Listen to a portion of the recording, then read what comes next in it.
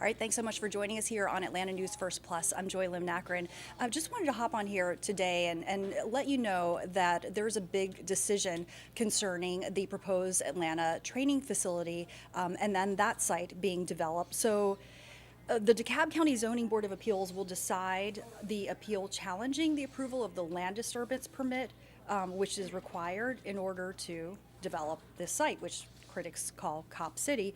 And remember, this is on a 296-acre former prison farm site, obviously a point of controversy. We've seen it become the center of many protests, many people claiming, that it would lead to deforestation, police militarization. But of course, proponents say it's an important part of making sure that Atlanta police are properly trained. We have a special guest joining us today to discuss and look further into this. We have Atlanta City Councilman Amir Farokhi, and I'm proud that I went to law school with you, Amir. Thanks for coming in for this today. So, Amir, first of all, the decision is supposed to come down today on this permit. What do you anticipate is going to happen? I don't know. This is for the DeKalb Board of Zoning Appeals to decide. As the city, we authorized a couple years ago the then mayor to enter an agreement with the Police Foundation to develop the site. I think that the reasons for developing a new police and fire facility, training facility, continue to exist. Our facilities are very old. They're barely inhabitable. I had lunch with a firefighter 2 weeks ago, and he let me know we didn't even have a burn tower for them to train in, which will be part of this new facility. So, look, the need for these facilities is top of mind, I think, for most folks at the city. Question about whether this is the best location is a fair question to ask, and I think the environmental concerns are valid, and it's worth making sure that federal and state environmental rules are upheld, that there's not excess runoff, that we protect the tree canopy, as was part of the agreement with the Police Foundation when the lease was signed. So, of course, this facility has been a big topic of debate, and it's been in the headlines, sometimes for bad reason, because we've seen violent protests. Recently, within the last few weeks, we saw some 24 people arrested for disorderly conduct and other charges coming from numerous different states. What are your thoughts on that? Do you think that the fact that it is creating kind of unrest in some circles is an indicator that we should not go forward with it? So, look, there always should be space in this country and in this city for peaceful protest, whatever your opinion may be. And it's up to us in the state to make sure that folks who want to voice their opinion on one way or the other are safe to do so. I think the loss of life that we saw a month or two ago was tragic. We don't want to ever see that happen again. But again, I think my opinion, and I believe most of council's opinion and the mayor's opinion, is its facility is really needed for our public safety officials, and I expect it will go forward. We'll see what DeKalb says today. And why do you think it is really needed? What's unique about this particular space? And just showing some of the video from that incident, which gave rise to the numerous disorderly conduct charges that I mentioned, and other charges. But why do you think that this facility is so unique that this should happen? Well, let me just say, you're showing some footage from some of the violent protest action a few weeks ago. That's also unacceptable, and I think we have to be mindful of the fact that violence on either side here is not the outcome we want to see, and we need to crack down on it where we see it. I apologize. Your question. Oh, despite why is it so important that it should go forward? What's unique about this facility? Why is it so important that it should go forward despite all this criticism? Well, let me go back to the genesis of this. Both the police training facility today and our fire training facilities are severely outdated. They're in old 1950-style buildings. There's not elbow room to do what you need to do. A lot of it's bifurcated across different sites across the city. This would bring together everything from our horse paddock that currently exists near Graham Park to more kind of full-fledged training classrooms, fire training facilities. I think there's aspects of the facility that have drawn some ire, whether it's the Mock City component of it. It will also have, I think, a driving training course for police officers. I think it's a fair question to ask, do you need this much acreage to build a training facility for both police and fire? Other cities have done this in a smaller footprint? And that's a fair question to ask. One thing we did a couple years ago, at the time I was on the Public Safety Committee, as it came through committee, I and some other voices pushed back really hard because the initial plan had them using over 120 acres, I believe, and we pushed it down to 85 acres, in part because it was using too much of the green space. We wanted to protect as much green space as possible. Yeah, so you think that there are measures that can be taken to kind of limit the environmental impacts that people have raised concerns about and so forth. What about this critique of police militarization? I mean, this critique that this sort of encourages an environment, a culture of police militarization. So I don't buy that. I think that it is right always to question public officials and public institutions. I think ensuring that they are acting in the best interest of citizens and their civil rights is something we should all expect. It builds trust in government, which is lacking at times.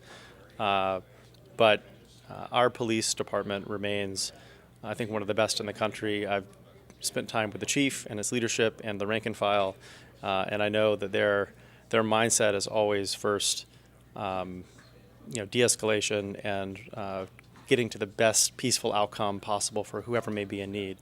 There are also violent criminals that need to be dealt with, and so it's a balance. It's a tough line that our police officers are asked to walk.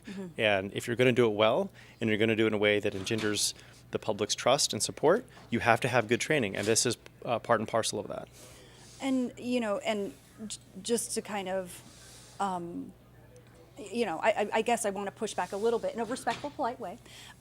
We did allude to the death of Manuel Tehran, one of the Forest Defenders protesters earlier this year, and his family has filed suit, and they, by all accounts, are blaming the police for the death of their son. They had a private autopsy done. The results revealed, and again, this is a private autopsy, private coroner hired by the family, that their son, according to the family, was seated and had his legs crossed and had his hands up when he was shot and killed. So, how do you deal with that and the voice of that family, and this kind of claim of police brutality? And yet, at the same time, we're talking about a facility that's supposed to, I guess, alleviate these kind of concerns. How do you reconcile those things? Yeah, so this is the tension that exists. Even in this one instance, it's not quite clear what happened yet, right? The GBI has its report that said that Mr. Tehran had a gun and fired it. There's an autopsy and other reports that suggest otherwise. Right. Standing here today, I couldn't tell you what happened. I don't think most of the public, whether I'm an elected official, I don't know what kind of really truly transpired just as much as the activists don't. And so I think that's something we should all seek here, which is the truth, what really happened here. And that's an obligation that I think the state has, given these state patrol officers who shot Mr. Tehran. We need to know what really happened, and I'm hoping we get to that point at some point. I think the militarization conversation is one we've had about policing writ large in this country for a couple of decades now, and it's a fair conversation to have. I think in the wake of Rayshard Brooks' killing here in Atlanta and the George Floyd murder, there was really robust conversation about what role should police play in our communities. And I think one of the things we have gravitated toward in Atlanta is there's a lot of opportunity for non-armed response, particularly with folks who have mental illness, who may be committing nonviolent misdemeanors. Can we shift some of that burden to folks who are well-trained to navigate those situations? They don't require an armed response. And we've done that with the Police Alternatives Division, and we'll continue to fund that and grow that alongside our police department. Yeah, tell us a little bit more about the Police Alternatives Division, if you will. Yeah, the PAD, as the acronym is called, is an initiative that started 7-8 years ago, really focused kind of downtown, midtown, and it's now expanded citywide. I was proud to help initiate a budget amendment a few years ago to expand it citywide. But it is a team of, for lack of a better term, social workers who are trained in navigating folks who may be homeless or have mental health issues, who may be trespassing, public urination, sleeping in encampments where they shouldn't be, and helping them navigate towards social services rather than taking them to jail. And so, correct me if I'm wrong. So it feels like you think that part of the solution here to kind of the way that the training facilities being perceived is to really kind of do community outreach and kind of build the relationships between police and the community. Not that that's not already happening, but to continue to do so and engender that trust. I mean, is that what you think? Yeah, I mean, every community is different. Every city has different dynamics. You know, if you're living in Conyers or Marietta or Stockbridge, it's going to be a little different than what's happening in my district in the heart of the center city in Midtown Atlanta. But ultimately, trust comes from treating people fairly and with open communication and understanding why things are happening and where the rules are and how they're going to be enforced. And I think when you see that fray, people start to develop their own narrative, and you lose trust. And this is true for all sorts of institutions, whether it's corporate world, academia, government. And I think one of the things that I spend a lot of time thinking about is how do you maintain and build trust with residents. And the two most common elements of that are allowing people to voice their opinion, making sure they feel heard, and then if you're going to act on it, delivering what you say you're going to do, whether it's paving a road or putting a tennis court in a park when you say you're going to do that. If you don't do that, people lose trust. And that's true just as much for policing as it is for every other aspect of government. Yeah, it's just kind of about keeping their word. And in terms of how, just kind of piggybacking off of that, in terms of how this training facility has come along, do you think that Atlanta police and the developers have kept their word? I'm not sure I quite understand the question. I mean, I think that...